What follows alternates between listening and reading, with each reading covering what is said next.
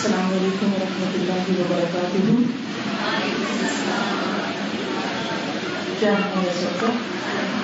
الحمدللہ. اللہ تعالیٰ آپ سب کو خوش رکھے. شروع کرنے سے پہلے میں دونوں خاندانوں کو اور دونوں بچوں کو نکاح کی مبارکباد دیتی ہوں. میری دلی دعا ہے کہ اللہ سبحانہ وتعالیٰ اس رشتے کو ان دونوں کے لیے، ان دونوں کے خاندانوں کے لیے اور آئندہ نسلوں کے لیے بہت ہی بابرکت بنائیں. ان دونوں کے درمیان بہترین محبت پیدا کریں، بہترین سلوک، اتفاق اور ایک دوسرے کا احترام پیدا کریں، ایک دوسرے کو اچھی طرح سمجھ لیں اور ایک دوسرے کے ساتھ بہترین معاملہ کرنے کی توفیق عطا فرمائیں. اور ان سے اللہ تعالیٰ آگے ایسی نسل چلائے کہ جو ان کے لیے، ان کے والدین کے لیے دنیا میں نام روشن کرنے کا ذریعہ ہو اور آخرت کے اعتبار سے بہترین صدقہ جاریہ ہو. الحمدللہ نکاح ہو چکا ہے اور خطبہ نکاح بھی ہوا. میں اسی کو لے کر آگے چلوں گی انشاءاللہ کہ خطبہ نکاح میں ہمیں کس چیز کی تعلیم دی گئی ہے، اور پھر یہ کہ شادی کے بعد عورت اور مرد، شوہر اور بیوی دونوں کی کیا ذمہ داریاں ہیں اور ایک دوسرے پر کیا حق ہے. تو آگے شروع کرتے ہیں.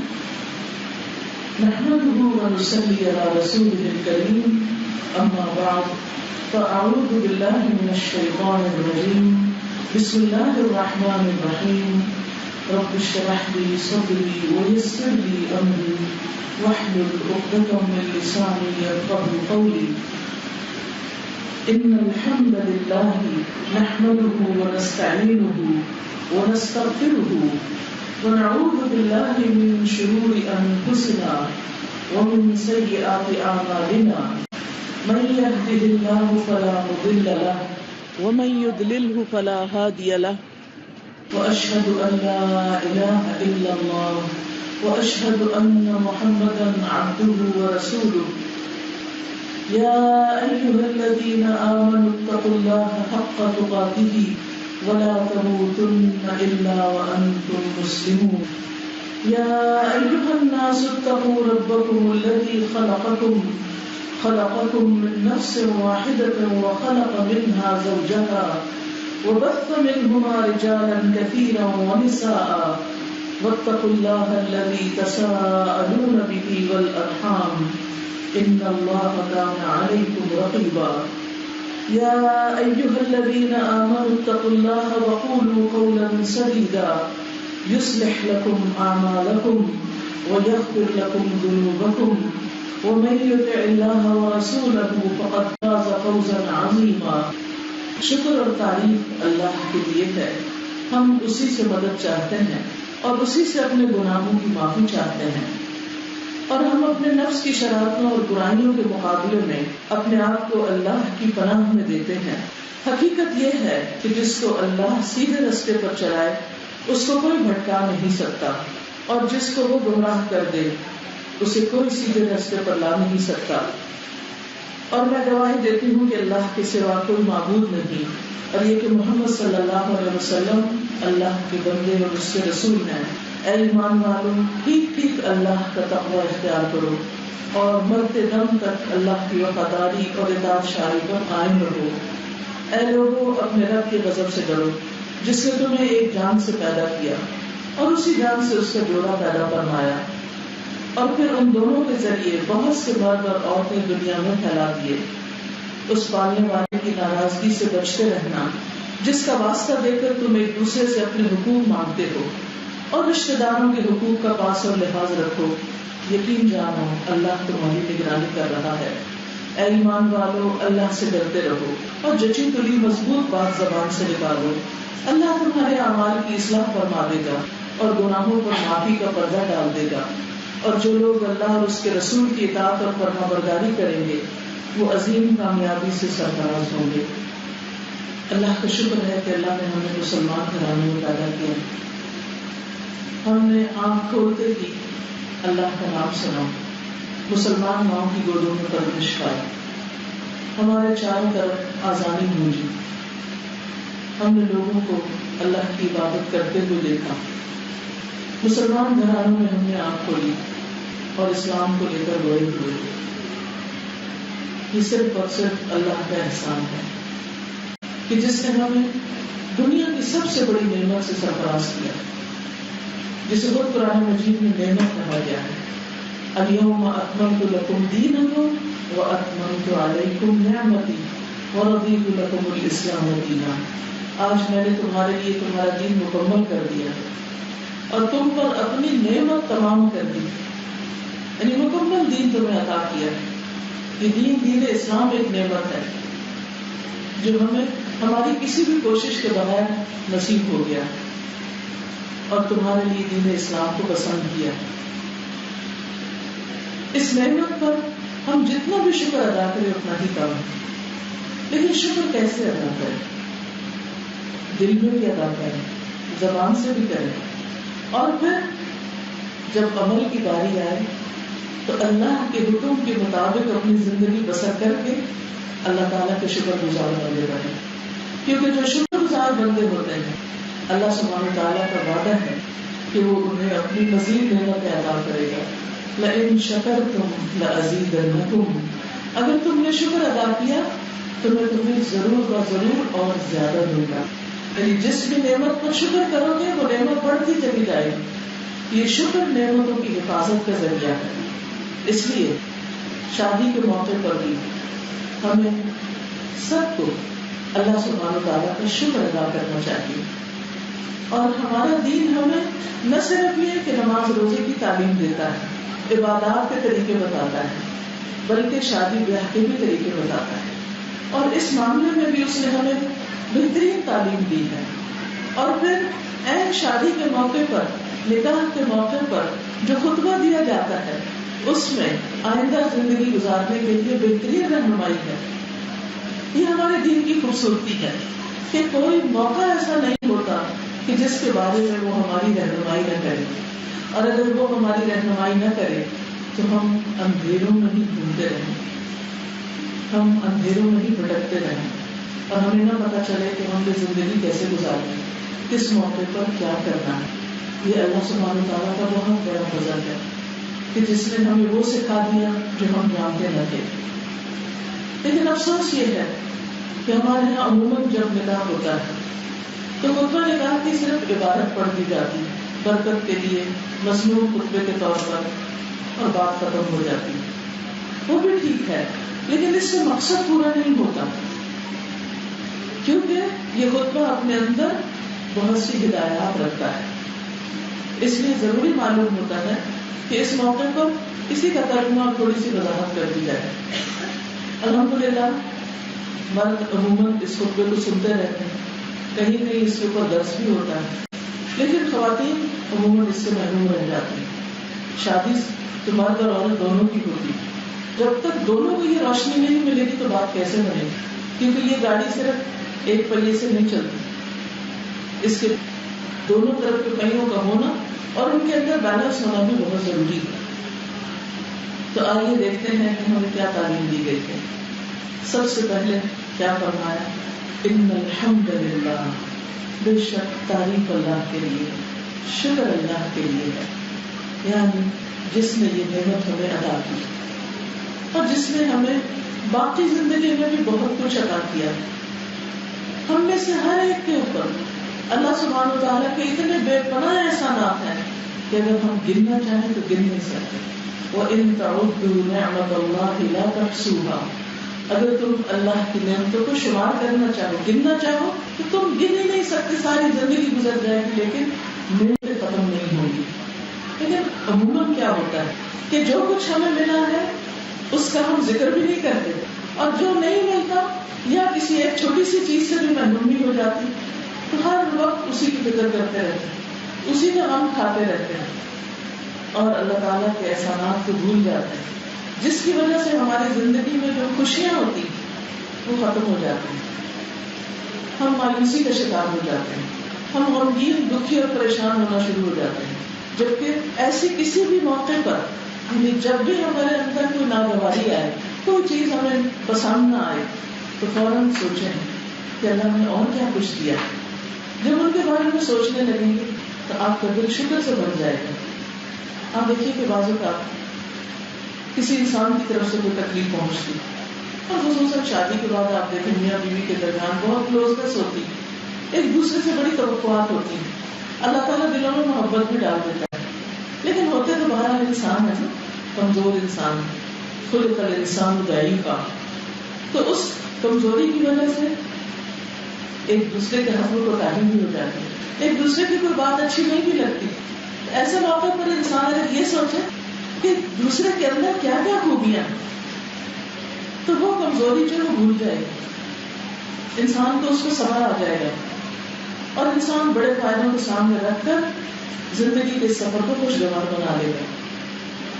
تو بندہ مومن ہر موقع پر اللہ کی تعریف کرتا ہے، اللہ کا شکر ادا کرتا ہے، جس میں وہ نعمت دی ہوتی ہے، وہ خوشی دی ہوتی ہے. ان الحمد للہ نحمدہ، ہم اسی کی تعریف کرتے ہیں، ونستعینہ، اور ہم اسی سے مدد مانگتے ہیں ہر موقع پر. اب دیکھیے دن میں 5 دفعہ ہم نماز پڑھتے ہیں، نوافل اس سے الگ، اور ہر نماز میں جب تک سورۃ فاتحہ نہ پڑھے نماز نہیں ہوتی. سورۃ فاتحہ کا اصل مضمون کیا ہے؟ اس میں ہم اپنے لیے دعا کرتے ہیں، ایاک نعبد و ایاک نستعین، صرف تیری ہم عبادت کرتے ہیں اور صرف تجھ سے ہی ہم مدد چاہتے ہیں کہ اللہ تو ہماری مدد کر. ایک نماز کے بعد دوسری نماز کے بیچ میں ضرور کچھ نہ کچھ ہو جاتا ہے کہ جس میں آپ کمزور پڑ جاتے ہیں، پریشان ہو جاتے ہیں. اب یہ کام کیسے کریں، اس مشکل کا کیا حل ہو، اس مسئلے کا کیا سولوشن ہو. پھر نماز میں کھڑے ہوتے ہیں، ہاتھ باندھتے ہیں، اللہ سے بات کرتے ہیں، ایاک نعبد و ایاک نستعین، اللہ تیری مدد چاہیے. شادی کا موقع بھی زندگی کا اہم موقع ہے، اس میں بھی ہمیں اللہ کی مدد چاہیے، اللہ کی مدد سے یہ سفر شروع کرنا چاہیے، آغاز میں بھی اور اس کے بعد بھی، ابتدا میں بھی اور ساری زندگی. ہر مشکل کے وقت، ہر رکاوٹ کے وقت اللہ کی مدد، کیونکہ یہ بڑے اہم فیصلے ہوتے ہیں. زندگی ایک نیا موڑ موڑتی ہے، نئی رسپانسبلٹیز انسان پر آتی ہیں، نہ صرف یہ کہ جوڑے پر آتی ہیں، ماں باپ پر بھی آتی ہیں، کیونکہ سب مل کے ایک گھر بساتے ہیں، سب مل کر ایک دوسرے کے ساتھ تعاون کرتے ہیں، فیسیلیٹیٹ کرتے ہیں، ایک دوسرے کو حق کی تلقین کرتے ہیں، صبر کی تلقین کرتے ہیں. ان ساری چیزوں میں ہمیں اللہ کی مدد چاہیے. نستعینہ ونستغفرہ، اور ہم اس سے بخشش مانگتے ہیں. کیوں؟ اس لیے کہ عموماً ہوتا کیا ہے، اللہ سبحانہ وتعالیٰ ہمیں نعمتیں دیتے، خوشیاں دیتے ہیں، اور ہم اسی موقع پر اس کی ناراضگی کے کام کرتے ہیں. عام روزمرہ زندگی میں بھی ہم سے غلطیاں ہوتی ہیں، لیکن شادی کے موقع پر تو ہم نے کسر نکال دینی ہوتی ہے. ہر چیز میں اپنی خواہش، لوگوں کی مرضی، یہ نہیں دیکھتے اللہ کیا چاہتا ہے، اور پھر ایسی چیزیں کر جاتے ہیں جو اللہ تعالیٰ کی ناراضگی کا باعث بنتی ہے. اور سوچیے زندگی کا جو سفر ہم اللہ کو راضی کر کے شروع کرنا چاہیے، اسے ہم اللہ کو ناراض کر کے شروع کریں تو اس میں بدت کیا ہوگی.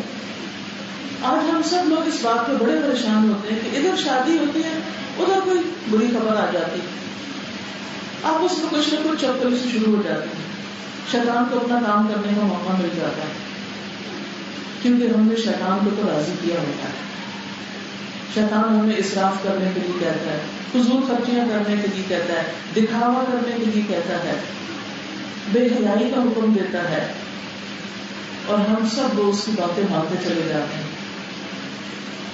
پھر شادی کے موقع پر نمازیں تک چھوڑ دیتے ہیں جو کسی حال میں معاف نہیں. کوئی بیمار ہو، بوڑھا ہو، سفر میں ہو، بھوکا ہو، غریب ہو، امیر ہو، مصروف ہو، پارے ہو، سب کے لیے. مطلب شادی کے دن، خوشی کے دن وہ کیسے معاف ہوگی؟ کبھی تو گپ شپ میں وقت گزار دیتے ہیں، سارے لوگ دور دور سے آئے ہوتے ہیں، بس ایکسائٹیڈ ہوتے ہیں، خوش ہوتے ہیں، باتیں باتیں باتیں، کھانا پینا، اور اذان پہ اذان، یا اٹھ کے پڑھی تو آخری وقت میں پڑھی، 2-4 ٹکریں مار لی جلدی سے، راتوں کو بھی دیر سے سونا، کچھ صبح فجر قضا ہو رہی ہے. یہ کیا ہو رہا ہے؟ وہ نماز جس کا سب سے پہلے حساب ہوگا، اللہ نے نعمت دی، خوشی دی، اللہ ہی کو بھول گئے. یہ کیسا دین ہے؟ یہ کیسے مسلمان ہیں ہم؟ اس لیے اور پھر خاص طور پر دلہن کے لیے تو نمازوں کو معافی سمجھا جاتا ہے. آج بھی نماز پڑھو گی, اتنے ہزاروں کا میک اپ کیا ہے اور تم وضو کر کے سارا دھو ڈالو. اصلیت تو ہماری یہی ہے نا, کتنا دکھاوا کریں گے. جس لباس میں اور جس حال ہولیے میں ہم اللہ کے آگے نہیں جھک سکتے, پھر اس میں کیا خیر و بلائی ہے, اس میں کیا خوبصورتی ہو سکتی. اس لیے نماز سب سے پہلے, جو اول وقت میں اہمیت کے ساتھ نماز پڑھتا ہے اس کی بخشش کا اللہ نے وعدہ کیا, اور جو ایسا نہیں کرتا اس کے لیے وعدہ نہیں ہے. اس لیے نستغفرہ. اور کیا ہوتا ہے جب ہم آپس میں ملتے ہیں تو بعض اوقات کوئی ناراضگیاں پیچھے کی ہوتی ہیں, کچھ لوگ ایک دوسرے کو خوش ہو کے سلام نہیں کرتے, ان کے پاس نہیں جاتے, معاف نہیں کرتے, اور کچھ گلے شکوے شروع کر دیتے ہیں, کچھ ان کی باتیں شروع کر دیتے ہیں جو حاضر نہیں ہوتے, ان کی غیبت شروع کر دیتے ہیں, وہ فلاں نہیں آیا, یہ وجہ ہوگی, یہ ہوگی, اور کچھ اور اس طرح کی باتیں. اللہ نے ہمیں اس لیے تھوڑی بنایا, یہ خوشی کا وقت اس لیے تھوڑی ہوتا ہے کہ ہم گلے شکوے کریں, ہم ناراضگیاں لے کے بیٹھے ہوئے, ہم ایک دوسرے کو معاف نہ کریں, اور جو آ نہیں سکا اس کی غیبت کریں. نستغفرہ, ہم اللہ سے بخشش مانگتے ہیں. اللہ ہم کمزور انسان ہیں, نہ چاہتے ہوئے بھی ہم سے کچھ نہ کچھ ہو جاتا ہے, منہ سے کچھ نہ کچھ نکل ہی جاتا ہے, اپنے آپ پہ ہی ہمیں کنٹرول نہیں. نستغفرہ, اللہ ہمیں معاف کر دے. ونعوذ باللہ من شرور انفسنا, اور ہم اللہ کی پناہ چاہتے ہیں اپنے ہی نفس کے شر سے بچنے کے لیے. بعض اوقات جو ہمیں تکلیفیں پہنچتی ہیں یا مشکلیں آتی ہیں اس کا ذمہ دار دوسروں کو قرار دیتے ہیں. ٹھیک ہے, دوسرے بھی وجہ ہوتے ہیں, لیکن شیطان کو بلیم کرنے سے پہلے, لوگوں اور معاشرے کا رونا رونے سے پہلے اپنے اندر کو جھانک کے دیکھیں کہ ہمارا نفس کس بات کا حکم دیتا ہے. سورۃ یوسف میں آتا ہے وما ابرئ نفسی ان النفس لامارۃ بالسوء, میں اپنے نفس کو بڑی ظلمہ قرار نہیں دیتا, کیونکہ نفس تو انسان کو برائی کا حکم دیتا ہے, بہت زیادہ دیتا ہے. سب سے پہلے تو ہمارے اپنے اندر سے خواہشات شروع ہوتی, ہمارا اپنا دل مچل اٹھتا ہے. لہٰذا جب ہم سے کوئی غلطی ہوتی تو اس وقت سوچنا چاہیے کہ کیوں کی ہم نے یہ, سیلف انالیسس کرنا چاہیے. کسی انسان کے حق میں کوتاہی ہو, اللہ سبحانہ و تعالیٰ کے حق میں کوتاہی ہو, تو اس پر کیا کریں, اپنے آپ کو دیکھیں اور اللہ سے دعائیں مانگ کریں کہ یا اللہ مجھے میرے نفس کے شر سے بچاؤ. کیونکہ باہر کے دشمن تو باہر کے ہیں, یہ جو اندر دشمن بیٹھا ہوا ہے یہ بڑی مشکل میں ڈال دیتا ہے. کئی دفعہ یہی نہیں مانتا, خاص طور پر جہاں ایگو کے مسئلے ہو جاتے ہیں, کسی کو معاف نہیں کر سکتے. کون روکتا ہے؟ لوگ نہیں, اپنا اندر ہی نہیں مانتا. کسی کے ساتھ حسن سلوک کرنا, کسی کا حق دینا, اس کا جو ہمیں نہیں دیتا وہ کیسے دیں, بڑا مشکل ہے, کیونکہ نفس مانتا نہیں. قرآن مجید میں اللہ سبحانہ و تعالیٰ فرماتے ہیں کہ جو شخص اپنا تزکیہ کر لے گا وہ کامیاب ہو جائے گا. قد افلح من زکاہا وقد خاب من دساہا, جس نے اس کا تزکیہ کر لیا, اس کو پاک کر لیا, وہ کامیاب ہو گیا, اور جس نے اس کو گندا کیا اور اس کو دبا دیا وہ ناکام ہو گیا. ایک دوسری جگہ پر آتا ہے قد افلح من تزکا وذکر اسم ربہ فصلی بل تؤثرون الحیاۃ الدنیا والآخرۃ خیر وابقی. یقیناً کامیاب ہو گیا جس نے نفس کا تزکیہ کر لیا, اپنے رب کا نام لیا, ذکر کیا, ذکر اسم ربہ فصلی, پھر نماز پڑھی. یہ نماز کی پابندی کرتا ہے وہ شخص, لیکن تمہارا حال کیا ہے, بل تؤثرون الحیاۃ الدنیا, بلکہ تم دنیا کی زندگی کو ترجیح دیتے, دنیا میں لگے ہوئے ہو, دنیا کی رونقوں میں, دنیا کے کام میں, دنیا کی تجارت میں, دنیا کے معاملوں میں, نماز کے لیے وقت نہیں. اللہ سبحانہ وتعالیٰ کیا فرماتے ہیں, یا ابن آدم, اے آدم کے بیٹے, تفرغ لعبادتی, میری عبادت کے لیے فارغ ہو جاؤ, وقت نکالو. املأ قلبک غنا, میں تمہارے دل کو غنا سے بھر دوں گا. بنیادی سے بھر دوں گا، اطمینان دے دوں گا، قناعت دے دوں گا. لیکن اگر تم نے ایسا نہیں کیا، وقت نہیں نکالا کہ نماز کے لیے وقت نہیں، یہ میٹنگ ہے، وہ میٹنگ ہے، یہ کمٹمنٹ ہے، وہ کام ہے، یہ عورتوں کے مردوں کے سب کے، بچوں کے ادھر کے ادھر کے، مصروفیت، بھاگ دوڑ، پھر کیا ہوگا؟ ولا تباعد منی، مجھ سے دور نہ ہونا، ورنہ کیا کروں گا؟ میں تیرے اندر فخر پیدا کر دوں، محتاجی پیدا کر دوں. یعنی دل میں ہر وقت دل تھوڑا ہوتا رہے گا، چھوٹا ہوتا رہے گا، فکر لگی رہے گی، یہ نہیں ہے، وہ نہیں ہے، یہ پریشانی، وہ پریشانی، یہ غم، وہ مسئلے مسائل. اور میں تیرے دونوں ہاتھ کام سے بھر دوں گا. کام ہی کام ہوگا تمہارے پاس، لیکن برکت کچھ نہیں ہوگی. نہ وقت میں برکت ہوگی، نہ مال میں برکت ہوگی، نہ زندگی میں، نہ اولاد میں، کسی چیز میں نہیں. کہیں سے بھی دل خوش نہیں ہوگا. مالی پریشانیاں، اولاد کی پریشانیاں، بیوی کی طرف سے پریشانیاں، خاندان رشتے داروں کی طرف سے پریشانی، ادھر سے پریشانی، ادھر سے پریشانی، پریشان. کیا وجہ ہے؟ اس لیے کہ تمہارے پاس عبادت کے لیے وقت نہیں، تم نے اللہ کو یاد نہیں کیا، نماز نہیں پڑھی، قرآن کی تلاوت کے لیے تمہارے پاس وقت نہیں، دین کی خدمت کے لیے وقت نہیں. تو پھر کیا ہے؟ پھر دنیا میں مصروف کر دو، وہ دنیا جو تم کما کے کھو گے، لیکن تمہیں اپنی ذات کو خرچ کرنے کا، اس کو انجوائے کرنے کا وقت نہیں ہوگا. اور آپ دیکھیں گے یہ ہم میں سے بہت سے لوگوں کا حال ہے، سب کچھ ہوتے ہوئے نہ خوش ہیں، سب کچھ ہے لیکن خوشی نہیں، زندگی میں اطمینان نہیں، دل کے اندر اطمینان نہیں، دل کے اندر فکر ہے، فکر، کبھی ایک فکر کھانے، کبھی دوسری، ایک سے نجات نہیں ہوتی، دوسری لگ جاتی. اور اسی طرح کامیاب شخص کون ہے؟ کامیاب وہ ہے، قرآن مجید میں اللہ تعالیٰ فرماتا ہے وَنَهَى النَّفْسَ عَنِ الْهَوَىٰ فَإِنَّ الْجَنَّةَ هِيَ الْمَأْوَىٰ. جس نے اپنے نفس کو خواہش سے روک لیا، یعنی ناجائز خواہشات سے، جائز کو پورا کرنے کا اللہ نے حکم دیا، اس کو عبادت قرار دیا، حتیٰ کہ شوہر بیوی کے تعلق کو عبادت قرار دیا ہے. کیونکہ انسان حرام راستے پہ ہی جاتا ہے، حلال پہ جاتا ہے. جو کام حلال کا انسان کرتا ہے، خواہ وہ مال کمانا ہو، خواہ وہ ازدواجی تعلق ہو یا کچھ بھی، وہ سارے کے سارے عبادت بن جاتے ہیں.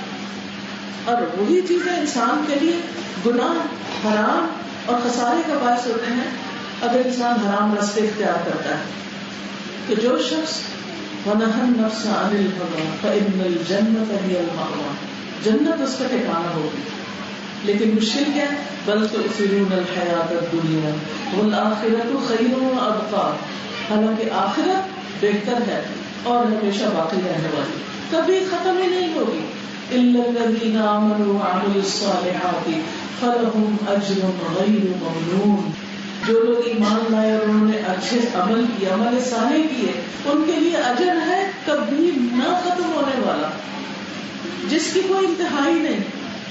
لیکن وہ آخرت کا اجر ہے، شروع دنیا سے ہی ہو جاتا ہے اطمینان قلب کی شکل میں. پھر موت کے وقت یا ایتھا النفس المطمئنہ، فرشتہ آتا ہے اور کیا کہتے ہیں؟ اے نفس مطمئنہ، چلو اپنے رب کی طرف، اس حال میں کہ تم بھی راضی اور رب بھی تم سے راضی. فادخلی فی عبادی وادخلی جنتی، آؤ میرے بندوں میں داخل ہو جاؤ، میری جنت میں داخل ہو جاؤ. نیک لوگوں کی صحبت دنیا میں بھی آخرت میں بھی، کتنی بڑی کامیابی. اور وہ جنت جس میں نہ بیماری ہے، نہ بھوک ہے، نہ پیاس ہے، نہ تھکاوٹ ہے، نہ بڑھاپا ہے، کوئی مسئلہ ہے ہی نہیں، اور اس میں کبھی ختم بھی نہیں ہونا. خالدین فیہا، ہمیشہ ہمیشہ رہنا. لیکن اس کے لیے کام آج کرنا ہے، آج کام کرنا. لیس للانسان الا ما سعی، نہیں ہے انسان کے لیے مگر کوئی جو اس نے بھاگ دوڑ کی کوشش کی. وَأَنَّ سَعْيَكُمْ سَوْفَ يُرَىٰ، اور بے شک تمہاری کوشش ضرور دیکھی جائے گی. اللہ تعالیٰ کل دیکھے گا کہ تم نے کس کام کے لیے کوشش کی. اگر اچھے کاموں کے لیے کی تو وہ بھی سامنے آ جائے گی، اور اگر غلط راستوں پہ کوشش کی تو وہ بھی سامنے آ جائے گی. جیسی کوشش ویسا بدلا. اب یہ چوائس تو ہماری ہے کہ ہم نے زندگی کیسے گزارنی ہے. وَنَعُوذُ بِاللَّهِ مِن شُرُورِ أَنفُسِنَا وَمِن سَيِّئَاتِ أَعْمَالِنَا. اللہ ہم اپنے آپ کو تیری پناہ میں دیتے ہیں اپنے برے اعمال کے شر سے بچنے کے لیے. کیونکہ یہ نہیں ہو سکتا کہ انسان غلط کرے اور اس کا نتیجہ صحیح نکلے. آپ کبھی سوال حل کرتے ہیں میتھمیٹکس کی، تو اگر آپ کا طریقہ غلط ہے تو جواب بھی غلط ہی ہوگا. یہ نہیں ہو سکتا کہ آپ غلط طریقے پہ کام کریں اور نیچے جا کے سب کچھ خود ہی ٹھیک ہو جائے. جس طرح آپ کیلکولیشن کریں گے اسی طرح کا رزلٹ آئے گا. جو آپ کی اسٹرگل ہوگی اس کے مطابق انجام ہوگا. کانٹے بوئیں گے تو اس سے کبھی پھول نہیں نکلیں گے، وہ کانٹے ہی نکلیں گے. ہم سب کو یہ دیکھنا ہے کہ ہم اپنی دنیا کی اس کھیتی میں کیا لگا رہے ہیں. اچھے اعمال کے پودے لگا رہے ہیں یا پھر برے اعمال کے. اللہ کی پسند کے کام کر رہے ہیں یا ناپسند کے. یہ کہاں سے پتا چلے گا؟ یہ دین کی تعلیم سے پتا چلتا ہے، یہ قرآن و سنت کو جاننے سے پتا چلتا ہے. اچھا، برے اعمال کی نحوست ہوتی ہے، نماز نہ پڑھنے کی نحوست ہوتی ہے، قرآن نہ پڑھنے کی نحوست ہوتی ہے. جس گھر میں قرآن نہیں پڑھا جاتا، آپ صلی اللہ علیہ وسلم نے کیا فرمایا؟ اپنے گھروں کو قبرستان نہ بناؤ، اپنے گھروں کو قبرستان نہ بناؤ. کہ سب سو رہے ہیں پڑھے جیسے مردے سو رہے ہو، تو کوئی اس میں قرآن نہیں پڑھا، کہیں کوئی ذکر کی آواز نہیں ہے، کہیں کوئی اللہ کا نام نہیں ہے. تو اس چیز سے ہمیں منع کیا ہے. اور گھروں کی رونق کس سے ہے؟ آبادی کس سے ہے؟ روشنی کس سے ہے؟ برکتیں کس سے ہیں؟ اللہ کے ذکر سے. تو جب انسان برے اعمال کرتا ہے تو اس کی بری نحوست بھی آتی ہے اور اس کے اثرات ہوتے ہیں. انسان کی جسمانی صحت پر بھی ہوتے ہیں، انسان کے اولاد پر بھی ہوتے ہیں، اس کے رزق کاروبار پر بھی ہوتے ہیں. لہذا ونعوذ باللہ من شرور انفسنا ومن سیئات اعمالنا. اللہ، ہم انسان ہیں، کمزور ہیں، غلطیاں ہوتی ہیں ہم سے، لیکن ان غلطیوں کا جو برا نتیجہ نکلنے والا ہے اللہ تو ہمیں اس سے بھی محفوظ رکھ، ہمیں ہدایت دے کہ ہم تیرے راستے پر چلیں. اس کے بعد ایمان کی تجدید ہو رہی ہے. اشہد ان لا الہ الا اللہ، میں گواہی دیتا ہوں کہ اللہ کے سوا کوئی معبود نہیں. یعنی میں آئندہ زندگی بھی اسی کی عبادت کروں گا. شادی سے پہلے بھی اسی کا بندہ تھا اور شادی کے بعد بھی اللہ ہی کا بندہ بن کے رہوں گا. واشہد ان محمدا عبدہ ورسولہ، اور میں گواہی دیتا ہوں کہ محمد صلی اللہ علیہ وسلم اللہ کے بندے اور اس کے رسول ہیں. آئندہ زندگی میں بھی انہی کو اپنا رہنما سمجھوں گا، انہی کے طریقوں پر چلوں گا، انہی سے ہدایت لوں گا.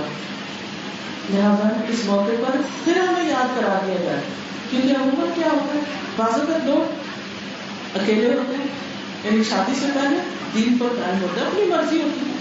شادی کے بعد دوسرے شخص کا انفلوئنس بہت ہونے لگتا ہے. آج ہی ایک بچی نے مجھے کسی کا میسج بھیجا کہ کوئی شخص تھا، اس نے دین پڑھا اور پڑھ کے ماشاءاللہ بہت ترقی کی. جس سے کوئی دین کی بات کرتا تھا اس پر اثر ہو جاتا تھا، جس کسی کو دم کرتا اس کو اللہ تعالیٰ شفا دے دیتا تھا. بات میں بھی اثر، دم میں بھی اثر، اور نیکیوں میں دوڑ لگانے والا، سب سے آگے. شادی ہوئی خالہ کی بیٹی سے. اس کے بعد آہستہ آہستہ آہستہ نمازیں چھٹی، دین کی تعلیم تبلیغ چھٹی، دم کرنے چھٹے، جاب بدل لی، داڑھی بڑھوا لی اور بالکل دین سے دور ہو. ایک بیوی کا اثر. اسی لیے کہا گیا نا کہ فاصبر بذات الدین تربت یداک، دین والے کو چنو تمہارے ہاتھ آلود ہیں. یعنی شادی کے معاملے میں سب سے زیادہ ترجیح دین کو دو، کیونکہ ساتھی اگر دیندار ہوگا نا تو وہ ہماری بھی مدد کرے گا. شوہر دیندار ہوگا تو بیوی کی مدد کرے گا، بیوی ہوگی تو شوہر کی مدد کرے گی، کیونکہ دونوں ایک دوسرے کو کمپلیمنٹ کرتے ہیں، ایک دوسرے کی کمزوری کو دور کرتے ہیں، ایک دوسرے کے مددگار ہوتے ہیں.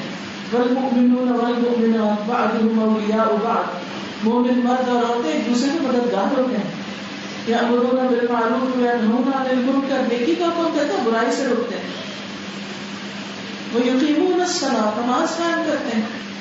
نبی صلی اللہ علیہ وسلم نے فرمایا وہ بیوی جو اٹھتی ہے صبح شوہر کو جگاتی ہے، اگر نہیں اٹھتا تو پانی کا چھینکا مارتی ہے، اللہ اس پر رحم کرے. اسی طرح وہ شوہر جو صبح اٹھتا ہے اور بیوی نہیں اٹھتی تو وہ اس کو بھی جگاتا ہے، اللہ اس پر بھی رحم کرے. دین میں اس کی مدد کرنے والے ہیں، ایک دوسرے کے مددگار ہیں. کتنی بڑی خوش قسمتی ہے کہ دونوں ایک دوسرے کے لیے آخرت کا گھر بنانے کے لیے مددگار ہیں. یہ رفاقت ہے دنیا میں بھی اور یہ آخرت کے لیے، ورنہ یہ رشتے آخرت میں باقی نہیں رہیں گے. اگر دوسرے کو چھوڑ دیا تو چھوٹ ہی جائے گا، چاہے کتنی بھی محبتیں ہوں. اور پھر اس کے بعد 3 آیتیں ہیں اس میں، خطبہ نظام میں 3 آیتیں جن میں 4 دفعہ تقویٰ کا حکم ہے. اے لوگوں جو ایمان لائے ہو اللہ کا تقویٰ اختیار کرو، اللہ سے ڈرو جیسے ڈرنے کا حق ہے، اور تمہیں موت نہ آئے مگر اس حال میں کہ تم مسلمان ہو، اللہ کے فرمانبردار ہو. موت کا تو نہیں پتہ کب آ جائے گی، لیکن اللہ کی نافرمانی بھی نہ آئے، کیونکہ انسان جس حال میں مرے گا اسی میں اٹھایا جائے گا، وہی اس کا انجام ہوگا آخرت کے حساب سے. تو یہاں پر کیا کہا گیا؟ ایمان والوں کو تقویٰ کا حکم دیا جائے. ایمان والے ہو، مسلمان ہو، دیندار ہو، سب کچھ اللہ سے ڈرتے رہنا.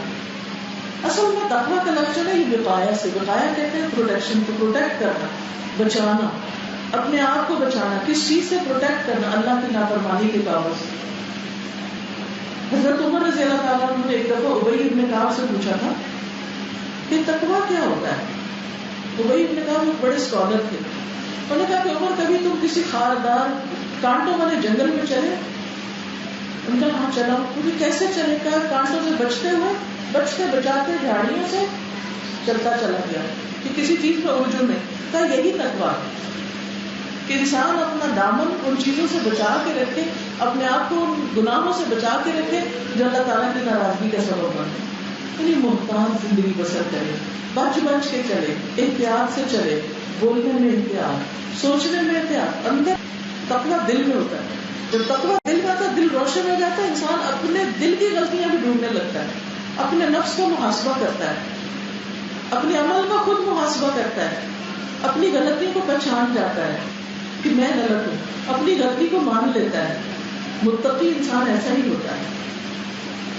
تو شوہر بیوی کے تعلق میں جب دونوں کو اپنی غلطی پتہ چلے اور ایک دوسرے سے جلدی معافی مانگ لیں، ایک دوسرے کو راضی کر لیں، تو کتنی جلدی وہ شیطان کو ہرا سکتے ہیں. اور اگر گرجز دل میں رکھ لیں، معافی نہ کریں، ناراضگیاں لمبی چوڑی ناراضگیاں، اور پھر وہ ناراضگیاں دل میں تھوڑی رہتی ہے، جو چیز دل میں ہوتی ہے وہ زبان سے اوپر سے باہر آ جاتی ہے. پھر انسان غصے میں کچھ بول دیتا ہے، وہ جو غصے میں بولا ہوتا ہے وہ دل میں بیٹھ جاتا ہے اگلے کے، اور پھر اس کے بعد اس کی طرف سے اور بڑا ری ایکشن سامنے آتا ہے، اور پھر دل پھٹتے ہیں اور رشتے ٹوٹتے ہیں اور کیا سے کیا ہو جاتا ہے. لیکن جو انسان اپنا محاسبہ کر سکتا ہے اور ہر ایک کو کرنا چاہیے. قرآن مجید میں اللہ تعالیٰ فرماتے ہیں یا ایھا الذین آمنوا اتقوا اللہ ولتنظر نفس ما قدمت لغد. اے لوگوں جو ایمان لائے اللہ سے ڈرو اور دیکھو اپنے کل کے لیے کیا بھیجا ہے. واتقوا اللہ، اور اللہ سے ڈرو. تو ہر نفس کو یہ اپنا آپ دیکھتے رہنا چاہیے کہ میں کر کیا رہا ہوں. پھر دوسری آیت یا ایھا الناس اتقوا ربکم، اے لوگوں اپنے رب سے ڈرو. الذی خلقکم من نفس واحدہ، جس نے تمہیں ایک جان سے پیدا کیا. سب آدم کی اولاد ہے، کوئی اونچ نیچ نہیں. اصل عزت تقویٰ کی وجہ سے ہے کہ کون اللہ سے کتنا ڈرتا ہے. وخلق منہا زوجہا، اللہ نے اسی سے اس کا جوڑا بنایا. آدم علیہ السلام اکیلے تھے تو اللہ تعالیٰ نے اپنی پسلی سے حضرت حوا کو پیدا کیا جو ان کی کمپینین. وہ سر سے بھی ہو سکتی تھی اور پاؤں سے بھی ہو سکتی تھی. اللہ نے پسلی سے یعنی ساتھی بنایا ان کا، اور پھر ان سے بہت سے مرد اور عورت بچے دنیا میں پھیلے. اور آج ہم سب انہی کی اولاد ہیں. ہم سب کے بیچ میں ایک انسانی رشتہ ہے آدم کی اولاد ہونے کی حیثیت سے. یہ ذات پات اور اونچ نیچ اور بڑا چھوٹا نہیں، ہماری اپنی اختراعات ہیں. ورنہ ہر انسان انسان ہے. عزت اس کے جس کی اللہ کی نگاہ میں عزت ہے، جو اللہ سے ڈر کے کام کرتا ہے اور کسی کو نقصان نہیں دیتا. پھر فرمایا واتقوا اللہ الذی تساءلون بہ والارحام، اور اللہ سے ڈرو جس کا نام لے کے تم ایک دوسرے سے اپنے حق مانگتے ہو. اور رشتے داروں کے بارے میں خاص طور پر ڈرو اللہ سے، کیونکہ صلہ رحمی جو ہے، رشتوں کو جوڑنا جو ہے، یہ عمر میں بھی اضافے کا ذریعہ ہے، رزق میں برکت کا ذریعہ ہے. جو شخص یہ چاہتا ہے اس کا رزق زیادہ ہو جائے، اس میں برکت ہو جائے، وہ رشتے داروں سے اچھا سلوک کرے. جو چاہتا ہے اس کی عمر میں برکت ہو، عمر کو جو ہے سو ہے اس میں اچھے اچھے کام کر دے، آخرت کے لیے کچھ کما کے ساتھ لے جائے. اسے چاہیے کہ رشتے داریاں جوڑ کے رکھے. اور رشتے داری کب جڑتی ہے؟ جب آپ معاف کرتے چلے جائیں، اور اگر آپ ان کی طرف سے پہنچنے والی تکلیفوں کو یاد رکھتے ہیں تو پھر رشتے داری نہیں جڑ سکتی. نبی صلی اللہ علیہ وسلم نے فرمایا کہ رشتوں کو جوڑنے والا وہ نہیں ہوتا جو بدلے میں جوڑے، بدلے کے طور پہ کہ اچھا وہ مجھ سے اچھا تو میں بھی اچھا کروں، بلکہ کون جوڑتا ہے، صلہ رحمی کون کرتا ہے کہ جو تم سے کٹے تم اس سے جڑو، کوئی برا کرے تم اس سے اچھا کرو، معاف کر دو، جانے دو، کیونکہ کس سے غلطی نہیں ہوتی، کسی نے ہمارا دل دکھایا تو ہم نے کسی اور کا دکھایا ہوگا، ہم چاہتے ہیں ہمیں معاف کر دیا جائے تو ہمیں کسی اور کو معاف کر دینا چاہیے، پیچھے کی باتیں نہیں یاد کرنی چاہیے، بہت آگے کو دیکھنا چاہیے. لیکن افسوس یہ کہ ہم عموماً ایک ایک غلطی گن کے رکھتے ہیں، جب کوئی نئی غلطی ہوتی ہے تو پچھلی ساری کو بھی گردان پڑتے ہیں، تم نے یہ بھی کیا، یہ بھی کیا، یہ بھی کیا. نتیجہ کیا ہوتا ہے کہ پھر کبھی بھی معاملات درست نہیں ہوتے. اور پھر کیا ہوتا ہے، یاد رکھو ان اللہ کان علیکم رقیبا، کہ اللہ تم پر نگران ہے، وہ نگرانی کر رہا ہے، ہر موقع پہ اللہ دیکھ رہا ہے. اگر مبالغہ آرائی کی، جھوٹ بولا، غلط الزام کسی پہ لگایا، باتیں گھڑ کے کسی کو بدنام کیا، سب اللہ کی نگاہ میں. کہاں بچ کے جاؤ گے؟ این المفر، کوئی فرار کی جگہ نہیں، کوئی انسان اللہ سے بچ کے نہیں جا سکتا، کوئی انسان اللہ سے چھپا ہوا ہے ہی نہیں، وہ تو دل کے راز بھی جانتا ہے. اس لیے اگر تعلقات میں کوئی اونچ نیچ ہو، کسی انسان سے کوئی ضد ہو، کوئی غصہ ہو، تو بھی اس کے خلاف ناحق بات نہ کریں، بس جتنی بات ہے اتنی. عموماً آپ دیکھیں رشتوں کی خرابی میں کیا ہوتا ہے، بیوی شوہر کو ساس کے بارے میں مبالغہ نہیں کر کے باتیں بتا رہی ہے، ماں بیٹے کو بیوی کے بارے میں ایسی باتیں بتا رہی جن کی کوئی حقیقت نہیں، اور پھر اس سے غصے بڑھتے چلے جاتے ہیں لڑائی بجھائی کرنے سے. ابلیس کا من پسند مشغلہ کیا، میاں بیوی کے درمیان جدائی ڈالو. لہٰذا کوئی بھی شخص جو میاں بیوی کو لڑاتا ہے اور ایک دوسرے کے خلاف باتیں کرتا ہے، وہ دراصل شیطان کا کاروبار ہے. شیطان ہر روز اپنا تخت پانی پہ لگاتا ہے اور اپنے کارندے بھیجتا ہے. جب وہ واپس آتے ہیں غلط کام کروا کے لوگوں سے پوچھتا ہے کیا کیا کروایا، تو وہ جو بھی اپنا کارنامہ بتاتا ہے، وہ کہتے کچھ نہیں کیا. لیکن جب کوئی آ کے یہ بتاتا ہے میں نے فلاں میاں بیوی کے درمیان لڑائی جھگڑا کرا دیا، وہ اس کو گلے لگاتا ہے، تاج پہناتا ہے، کہتا ہے تم نے اصل کام کیا. کیونکہ جب ایک گھر ٹوٹے گا، گھر میں بے چینی ہوگی، فساد ہوگا، لڑائی جھگڑے ہوں گے، تو کیا ہوگا، کوئی چیز سیدھی نہیں ہوگی، پھر نسلوں تک خرابیاں جاتی ہیں. یعنی بعض اوقات ہم اتنے خود غرض ہو جاتے ہیں، اپنی خاطر بچوں کو بھی داؤ پہ لگا دیتے ہیں، دیکھی جائے گی ان کے ساتھ کیا ہوگی، میں نہیں یہاں گزارا کر سکتی، بہت ہو گئی. اب وہ بچے ساری زندگی کے لیے کس محرومی کا شکار ہوتے ہیں. انہیں ماں بھی چاہیے، انہیں باپ بھی چاہیے. ہم تو اپنے لیے کوئی اور راہ ڈھونڈ لیں گے، تو ان بچوں کا کیا بنے گا. تو یہ شیطان کی چالیں ہوتی ہیں. اور وہ سب لوگ جو میاں بیوی کو لڑا رہے ہوتے ہیں کسی بھی طرح، وہ بھی شیطان کے چیلے بن جاتے ہیں. تو ایسی چیزوں سے بچنا چاہیے، خاموشی اختیار کر لینی چاہیے. اصلاح کرنی ہے کسی کی تو خود کر دے، منع کر دے یہ اچھا ہے، یہ برا ہے، یہ کرو یہ نہ کرو. کیونکہ شکایتیں لگانا، کسی کے کام بھرنا، چغلیاں کرنا، الزام لگانا، یہ مومن کا کام نہیں ہوتا. اور جو کسی کے لیے کرتا ہے وہ بھرتا ہے، اس کا کیا اپنے سامنے آ جاتا ہے. اور آخری آیت کیا ہے اس سلسلے میں، یا ایھا الذین آمنوا اتقوا اللہ، اے لوگوں جو ایمان لائے اللہ سے ڈرو. پھر اللہ سے ڈرو، اللہ کا تقویٰ. وقولوا قولا سدیدا، اور درست بات کرو، سیدھی بات کرو، اسٹریٹ فارورڈ. کہ بات کچھ اور بنا کے کچھ اور پیش کر دیں کہ غلط طریقہ ہے. اگر تم سیدھے ہوگے یصلح لکم اعمالکم، تو تمہارے اعمال کی اصلاح کر دے گا. ویغفر لکم ذنوبکم، تمہارے گناہوں کو معاف کر دے گا. ومن یطع اللہ ورسولہ فقد فاز فوزا عظیما، اور جو اللہ اور اس کے رسول کی اطاعت اور فرما برداری کرے گا وہ عظیم الشان کامیابی پائے گا، وہ اصل میں کامیاب ہوگا. اس لیے ازدواجی زندگی میں اپنے دل کی نہیں ماننی چاہیے، اللہ کی بات ماننی چاہیے، وہ کیا چاہتا ہے ہم سے، اور اس کے رسول سے رہنمائی لینی چاہیے. سب سے پہلے یہ کہ شوہر کے اوپر کیا ذمہ داریاں آئی ہوتی. نمبر 1، بیوی کے ساتھ اچھے سلوک سے زندگی گزارنا.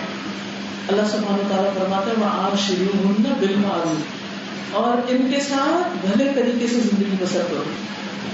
آپ نے فرمایا لوگوں سنو، عورتوں کے ساتھ اچھے سلوک سے پیش آؤ، کیونکہ وہ تمہارے پاس قیدیوں کی طرح. اب وہ شادی ہو کے آ گئی، نہ اپنے ماں باپ کے گھر انہیں جانا، نہ کہیں اور، تمہارے ہی گھر رہنا ہے، وہ تمہاری قید میں ہے، تمہاری ہو گئی ہے. تمہیں ان کے ساتھ سختی کا برتاؤ کرنے کا کوئی حق نہیں سوائے اس صورت کے جب ان کی طرف سے کوئی کھلی ہوئی نافرمانی سامنے آئے. اور پھر وہ کھلی ہوئی نافرمانی کیا ہے کہ شوہر اگر کسی کا گھر میں آنا پسند نہیں کرتا تو عورت اس سے دوستی کرے, کہ جن لوگوں سے ملنا اس کو پسند ہے اس سے ملے. پھر اسی طرح مرد کے اوپر ذمہ داری کیا ڈالی گئی کہ بیوی سے خوشگمان رہے, بلا وجہ شک نہ کرے. یاد رکھیے شک کو شبہ محبتیں ختم کر دیتا ہے. اعتماد بڑی چیز ہوتی ہے. اگر کوئی غلطی نظر بھی آئے نا تو انسان کے میری آنکھ نے غلط دیکھا ہے, میرا میاں ایسا نہیں ہو سکتا, میری بیوی ایسا نہیں ہو سکتی. اچھا گمان, اس سے انسان کا دل خوش رہتا ہے, دوسرے کے بارے میں اچھے خیالات آتے ہیں. شیطان وسوسے ڈالے گا, شیطان کے ڈالے ہوئے وسوسے ختم کر دینے ہیں اور ایک دوسرے پر بھروسہ کرنا ہے, یعنی اعتماد کرنا ہے.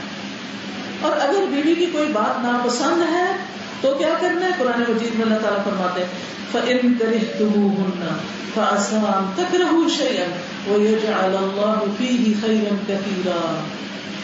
پھر اگر تمہیں کسی وجہ سے وہ ناپسند ہو تو ہو سکتا ہے کہ ایک چیز تمہیں پسند نہ ہو مگر اللہ تعالیٰ نے اسی میں تمہارے لیے بہت کچھ بھلائی رکھ دی ہو.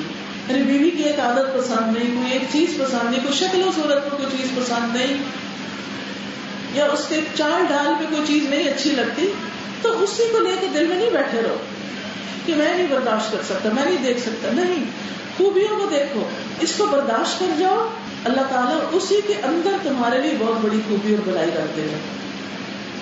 نبی صلی اللہ علیہ وسلم نے فرمایا کوئی مومن اپنی مومنہ بیوی سے نفرت نہ کرے. اگر بیوی کی کوئی عادت اس کو ناپسند ہے تو ہو سکتا ہے اس کی دوسری عادت اسے پسند آ جائے. تو جب آپ پھول اور کانٹے دیکھیں تو پھولوں کی طرف دیکھیں, کانٹوں کو اگنور کریں تاکہ آپ انجوائے کر سکیں. وہ کہتے ہیں کسی نے کھڑکی سے باہر جھانک کے دیکھا تو ایک نے دیکھا اوپر ستارے اور دوسرے نے دیکھا نیچے کیچڑ. جو نیچے دیکھتے ہیں وہ کیچڑ دیکھتے ہیں, جو اوپر دیکھتے ہیں وہ آسمان کی خوبصورتی دیکھتے ہیں. تو بلند نگاہ رکھیں, چھوٹی چھوٹی باتوں کو غصہ نہ کریں اور ان کو لے کے نہ بیٹھے رہیں. تیسری بات, معاف کرنا, درگزر کرنا, چھوٹی چھوٹی چیزوں کو معاف کر دیں, اس سے زندگی خوشگوار ہو جاتی ہے, دلوں کے بوجھ ہٹ جاتے ہیں, اپنا ہی دل قرار میں آ جاتا ہے. اللہ تعالیٰ کا ارشاد ہے یا ایھا الذین آمنوا ان من ازواجکم واولادکم عدوا لکم فاحذروہم وان تعفوا وتصفحوا وتغفروا فان اللہ غفور رحیم. مومنوں, تمہاری بعض بیویاں اور اولاد تمہاری دشمن ہیں, سو ان سے احتیاط برتو, اور اگر تم معاف کر دو, درگزر کرو, چشم پوشی سے کام لو تو یقین جانو اللہ بڑا رحم کرنے والا ہے, غفور رحیم ہے. معاف کرنے کے لیے قرآن مجید میں 3 لفظ آتے ہیں, یہاں تینوں اکٹھے آ گئے. کتنی تاکید ہو گئی کہ یہاں پر خاص طور پر مردوں کو حکم دیا گیا کیونکہ ان کا درجہ اللہ نے بڑا رکھا ہے. تو جن کا درجہ بڑا ان کے دل بھی بڑے ہونے چاہیے, جس کا مقام بڑا ہو اس کا دل بھی بڑا ہونا چاہیے تاکہ وہ معاف کر سکے. اپنے چھوٹوں سے, ماتحتوں سے درگزر کرے, حسن سلوک کرے. معاف کرو, درگزر کرو, اگنور کرو, جانے میں چھوڑ دو, آگے چلو, زندگی کی گاڑی چلاؤ, سولوشن دیکھو, حل دیکھو, آگے کیا کرنا ہے, پیچھے پلٹ کے نہ دیکھو. نبی صلی اللہ علیہ وسلم نے فرمایا عورتوں سے اچھا سلوک کرو. عورت پسلی سے پیدا کی گئی ہے اور پسلیوں میں سب سے زیادہ اوپر کا حصہ ٹیڑھا ہے. اس کو سیدھا کرو گے تو ٹوٹ جائے گی, اس کو چھوڑے رہو تو ٹیڑھی رہے گی. بس عورتوں کے ساتھ اچھا سلوک کرو. کہ بعض عادتیں ایسی ہوتی ہیں عورتوں کے اندر وہ مرد ان کو ٹھیک نہیں کر سکتے, ان کے ساتھ گزارا کرو. اصل میں یہ جو ٹیڑھا پانا نہیں, خم, اور خم بھی ایک حسن ہوتا ہے. یعنی آپ دیکھیں کہ درختوں کی ٹہنیوں میں کتنے خم ہوتے ہیں, کئی چیزوں کے اندر خم ہوتا ہے, آنکھ کی بھووں میں خم ہے, اور چیزوں میں.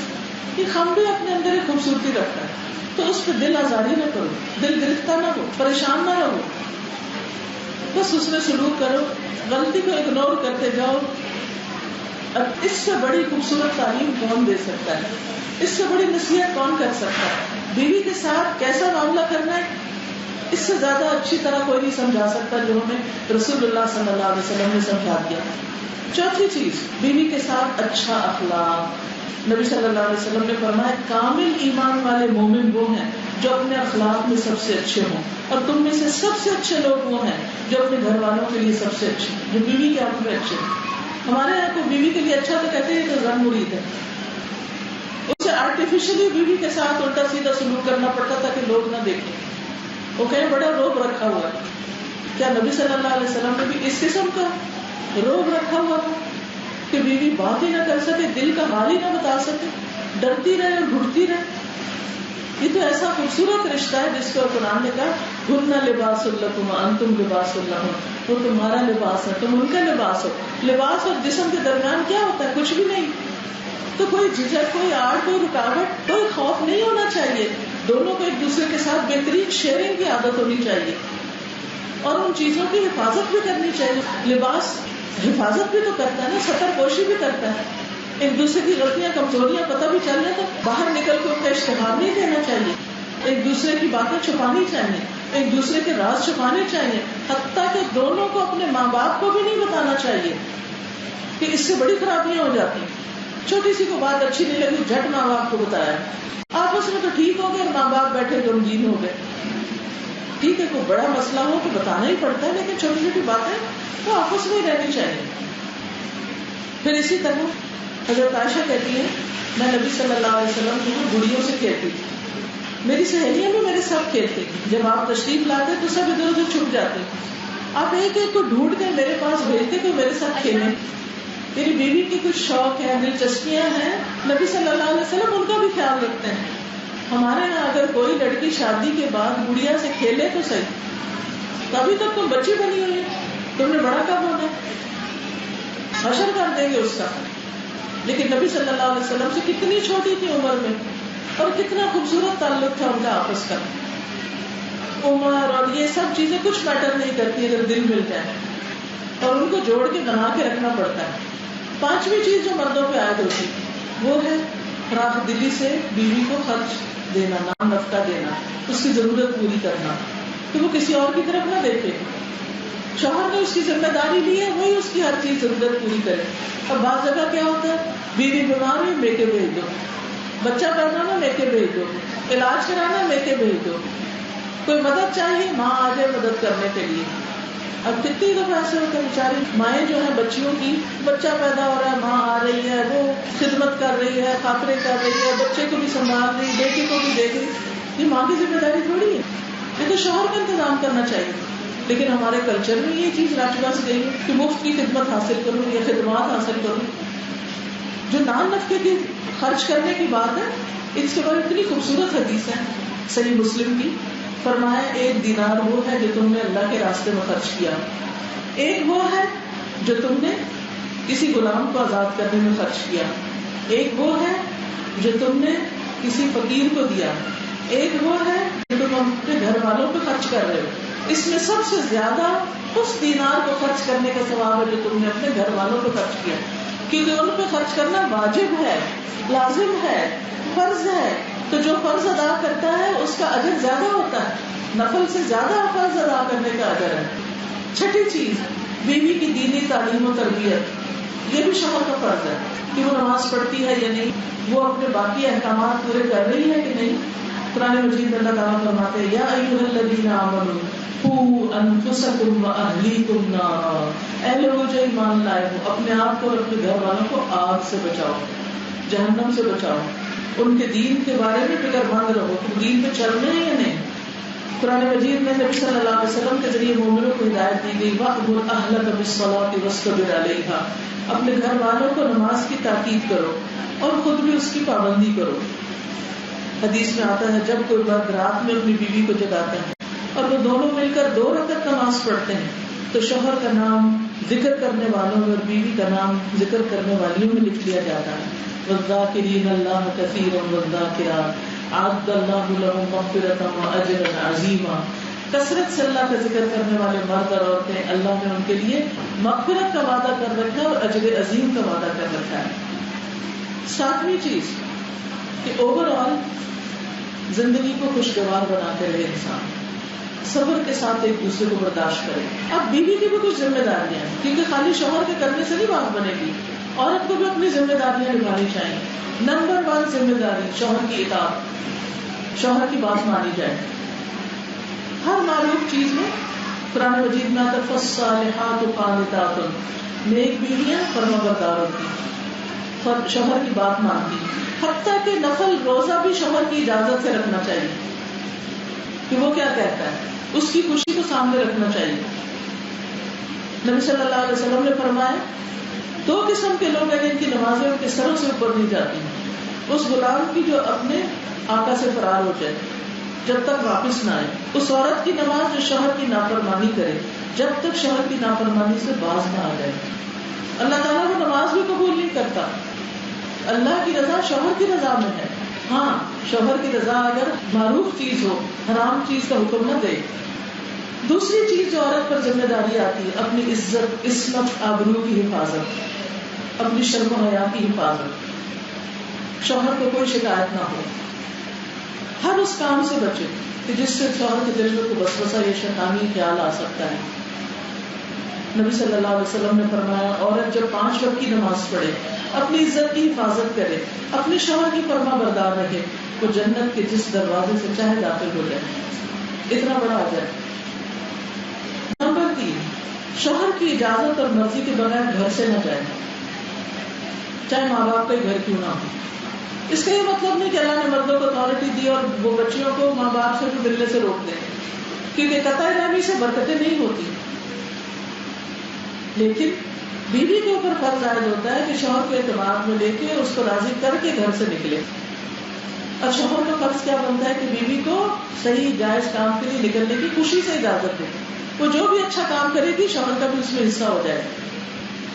پھر اسی طرح اگلی بات، چوتھی بات، ہمیشہ اپنے قول، عمل، طرز انداز، لباس، ان سب چیزوں سے شوہر کو خوش کرے. شوہر کو خوش کرنا بیوی کی ذمہ داری ہے. بعض عورتیں بازار جاتے ہوئے تو بڑے اچھے کپڑے پہن لیتی ہیں، میک اپ کر لیتی ہیں، گھر میں گندی بندی رہتی ہیں. تو یہ طریقہ ٹھیک نہیں. ہمارا حسن غیر مردوں کے لیے تھوڑی ہے. عورت کے حسن کا سب سے بڑا حقدار اس کا شوہر ہے. اس کی نیت سے اگر سجتی بنتی ہے تو وہ بھی عبادت ہے. تو اس معاملے میں کیئرفل رہے، اپنی جسمانی صفائی، کپڑوں کی صفائی، گھر کی صفائی، ہنر مندی، سلیقہ، ان سب چیزوں کا خیال رکھے. نبی صلی اللہ علیہ وسلم نے فرمایا جس عورت نے اس حال میں انتقال کیا کہ اس کا شوہر اس سے راضی اور خوش تھا، وہ جنت میں داخل ہو. تو جنت میں جانے کے لیے شوہر کی رضامندی چاہیے. اور خاص طور پر جو شوہر کا ایک ذاتی حق ہوتا ہے اس کی ادائیگی. اس معاملے میں اگر شوہر کی بات نہیں مانتی تو ایسی عورت پر فرشتے لعنت کرتے ہیں. تو اس معاملے میں انسان خاص طور پر محتاط ہے. 5ویں بات، شوہر سے محبت کا اظہار کرنا چاہیے. نبی صلی اللہ علیہ وسلم نے فرمایا نکاح سے بہتر کوئی چیز 2 محبت کرنے والوں کے لیے نہیں پائیں گے. ایک موقع پر حضرت صفیہ جو تھی، نبی صلی اللہ علیہ وسلم بیمار ہو گئے تو وہ کہنے لگی کہ کاش آپ کی وجہ میں بیمار ہو جاتی. یعنی محبت کا اظہار کیا. تو اور لوگوں نے بڑی حیرانی سے دیکھا. آپ نے فرمایا دکھاوا نہیں کر رہی، سچ کہہ رہی. آپ نے بھی ان کا حوصلہ بڑھایا. 5ویں چیز، شوہر کا احسان ماننا.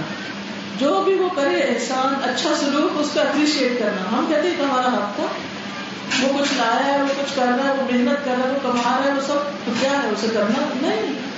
ٹھیک ہے، وہ اپنا فرض پورا کر رہا ہے، لیکن ہماری ذمہ داری کیا ہے کہ ہم اس کا شکریہ ادا کریں، شکر گزار ہوں. نبی صلی اللہ علیہ وسلم ایک بار حضرت اسماء کے پاس سے گزرے. وہ کہتے ہیں کہ ہم اپنی سہیلیوں کے ساتھ تھے، آپ نے ہمیں سلام کیا اور ارشاد فرمایا تم پر جن کا احسان ہے ان کی ناشکری سے بچو. تم میں سے کوئی اپنے ماں باپ کے گھر دنوں میں بیاہی بیٹھی رہتی، پھر اللہ اس کو شوہر دیتا ہے، اولاد سے نوازتا ہے. ان سارے احسانات کے باوجود اگر وہ شوہر سے کبھی ناراض ہوتی ہے تو کہتی ہے میں نے کبھی تمہاری طرف سے کوئی بلائی نہیں دیکھی، میں نے اس گھر میں کوئی سکھ نہیں پایا. یہ ناشکری کا جملہ ہے، یہ اللہ کی ناراضگی کا جملہ ہے. یہ نہیں کہنا چاہیے کبھی. اس موقع پر بھی احسانات کو یاد رکھنا چاہیے. 6 بات، شوہر کی خدمت کر کے خوش ہوں، اس کے لیے تکلیف اٹھا کر خوش ہوں، احسان نہ جتائیں، موڈ نہ آف کریں. حضرت عائشہ اپنے ہاتھ سے نبی صلی اللہ علیہ وسلم کے کپڑے دھوتی، سر میں تیل لگاتی، کنگھا کرتی، خوشبو لگاتی. دوسری صحابی خواتین بھی یہی کرتی. شوہر کا حق اتنا ہے کہ ایک بار آپ نے فرمایا کسی انسان کے لیے جائز نہیں کہ کسی اور کو سجدہ کرے. اگر اجازت ہوتی تو میں بیوی کو حکم دیتا کہ وہ شوہر کو کرے. اتنا بڑا احسان ہوتا ہے شوہر کا بیوی پر. پھر 7ویں بات، شوہر کے گھر اور مال اسباب کی حفاظت. یہ بھی عورت کی ذمہ ہے. ریسورسز کو ضائع نہ کرے, گھر کے معاملے میں ہر چیز کی حفاظت کرے. نبی صلی اللہ علیہ وسلم نے قریش کی عورتوں کی تعریف کی, کتنی اچھی ہیں, بچوں پہ بڑی مہربان ہیں, شوہر کے گھر بار کی انتہائی حفاظت کرتی ہیں. نبی صلی اللہ علیہ وسلم نے فرمایا مومن کے لیے اللہ کے خوف کے بعد, تقویٰ کے بعد سب سے زیادہ مفید اور باعث خیر نعمت نیک بیوی. جب وہ اسے کسی کام سے کہے تو خوشی سے کرے, جب اس پہ نگاہ ڈالے اسے خوش کر دے, جب وہ اس کے بھروسے پہ قسم کھا بیٹھے تو اس کی قسم پوری کر دے, اور جب وہ کہیں چلا جائے تو اس کے پیچھے اپنی عزت و آبرو کی حفاظت کرے. شوہر کے مال اور اسباب کی نگرانی میں شوہر کی خیرخواہ اور وفادار رہے. اور آخری بات یہ کہ صفائی ستھرائی, سلیقہ, زیبائش, آرائش, اس کا بھی اہتمام کرے. تاکہ آپ دیکھیں باہر کتنا فتنہ ہے, ہر جگہ مردوں کے ساتھ عورتیں کام کر رہی ہیں, یعنی اسمارٹ عورتیں اچھے اچھے لباس میں اچھے اچھے طریقوں سے آتی, سارا دن شوہر ان کو دیکھتا ہے, گھر میں آتا تو بھی موڈ آف کیے ہوئے, بال بکھرے ہوئے, کپڑے گندے ہیں, پھر وہ کس کی طرح مائل ہوگا. تو اس چیز کا عورت کو خیال رکھنا چاہیے اور اپنے اس رشتے کی حفاظت کرنی چاہیے. اللہ تعالیٰ سے دعا ہے کہ اللہ تعالیٰ ہمیں عمل کی توفیق عطا فرمائے, کیونکہ اچھی اچھی باتیں تو ہم سب کو معلوم ہوتی ہیں لیکن ہم عمل نہیں کرتے. اللہ ہمیں عمل والا بنائے. وآخر دعوانا الحمد للہ رب العالمین. سبحان اللہ والحمد للہ ولا الہ الا اللہ واللہ اکبر ولا حول ولا قوة الا باللہ العلی العظیم. اللهم صل علی محمد وعلى آل محمد كما صليت على إبراهيم وعلى آل إبراهيم إنك حميد مجيد.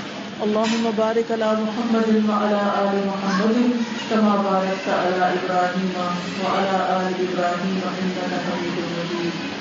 ربنا آتنا في الدنيا حسنة وفي الآخرة حسنة وقنا عذاب النار. ربنا هب لنا من أزواجنا وذرياتنا قرة أعين واجعلنا للمتقين إماما. یا حی یا قیوم برحمتک استغیث. یا رب العالمین, جو کچھ ہم نے پڑھا سنا ہے ہمیں عمل کی توفیق عطا فرمائے. اللہ ان دونوں بچوں کے درمیان بہترین محبت اور اس سے سلوک پیدا کرے, دونوں خاندانوں میں اتفاق پیدا کرے. اللہ ان کو نیک سارے اولاد سے نوازنا. یا اللہ جتنے بھی لوگ یہاں آئے ہیں ان کے دلوں میں جو دعائیں اور نیک تمنائیں کو پورا کر. اللہ ہم سب کی پریشانیاں دور فرما, ہم سب کے بچوں کو ہدایت دے. یا اللہ ہمارے گناہوں کو معاف کر دے اور ہمیں برائیوں سے بچنے کی توفیق عطا فرما. یا حی یا قیوم برحمتک استغیث. اللہ ہمارے عیبوں کو ڈھانپ دے, ہماری موت آسان کر دے, ہماری قبر کو روشن کر دے, ہماری آخرت کو بہترین کر دے. یا اللہ ہمیں رزق حلال عطا فرما, حرام سے بچا, اللہ ہر بیماری اور شر سے بچا. ربنا تقبل منا انك انت السميع العليم وتب علينا انك انت التواب الرحيم. وصلى الله تعالى على خير خلقه محمد وعلى اله واصحابه واهل بيته اجمعين برحمتك يا ارحم الراحمين. الهي امين. سبحانك اللهم وبحمدك اشهد ان لا اله الا انت استغفرك واتوب اليك. السلام عليكم ورحمة الله وبركاته.